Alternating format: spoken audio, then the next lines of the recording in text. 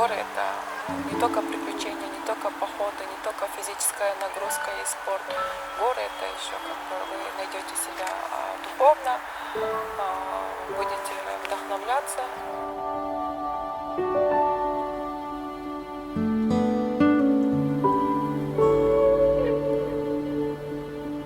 В горах можно получить какие-то новые открытия.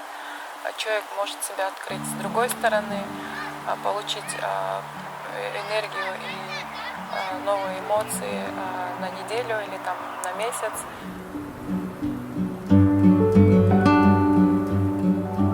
В городе загрязненный тяжелый воздух, все это чувствуется, особенно сравнительно после походов, после поездки в горы.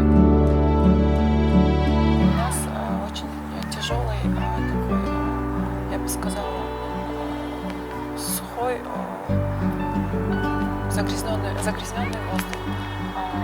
В горах чистый воздух, умеренная влажность.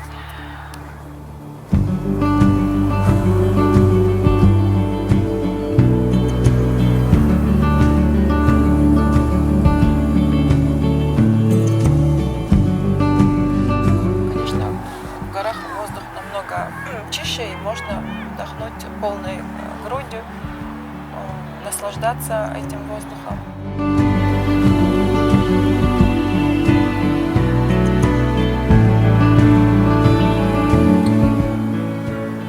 Привет, меня зовут Гульбара, я люблю горы, я люблю путешествовать, и горы любят меня.